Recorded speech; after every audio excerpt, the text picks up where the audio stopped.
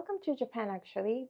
I've been researching Japan visa rejections and oh my god, there are these patterns that could be totally avoided.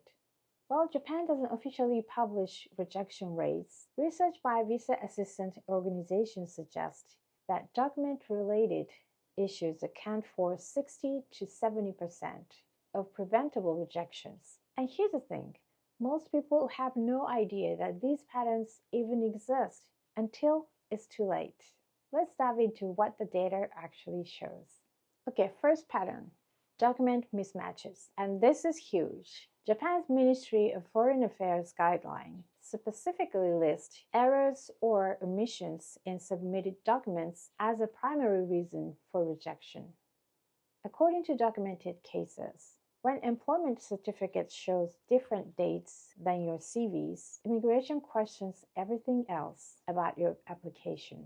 Studies of visa rejection patterns show that even minor discrepancy create doubt about application reliability. The good news, this is completely preventable. Every detail needs to match perfectly across all documents. Research also shows applications getting delayed because documents are too old. Immigration want recent documents reflecting your current situation, not what things looked like a month ago.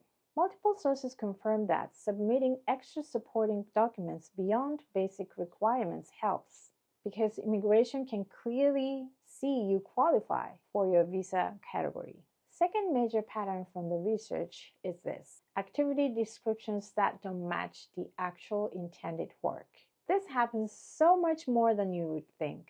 Analysis of rejection cases shows vague or inaccurate job descriptions causing problems. Documentation reveals cases where company HR filled out forms without understanding the actual role, creating descriptions that didn't match what the applicants actually would be doing. And here's something fascinating from immigration policy research. Even after getting approved, immigration expects you to stick to originally described activities. Policy analysis shows that changing departments or roles can create problems during visa renewal if the new work doesn't match your original application. But those first two issues are what you might expect.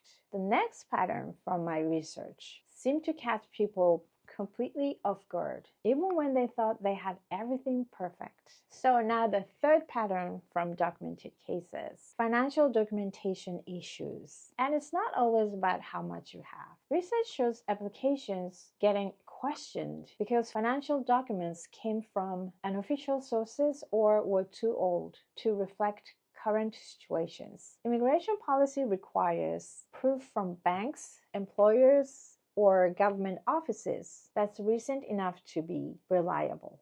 Case studies reveal sponsor documentation problems where employment record and income statements had inconsistencies, creating doubt about the whole financial support plan. Analysis shows immigration scrutinizes whether your financial situation makes logical sense for your specific visa type and circumstances.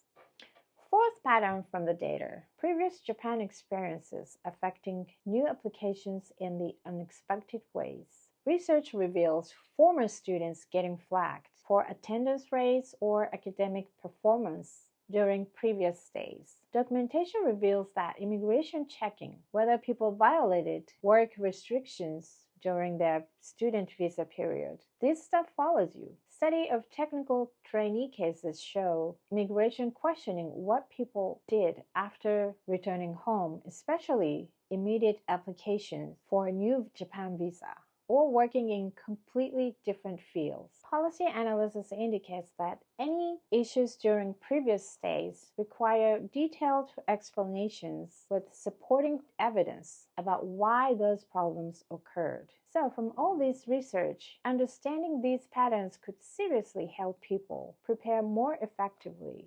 I've compiled detailed analysis of these rejection patterns in my newsletter at Substack.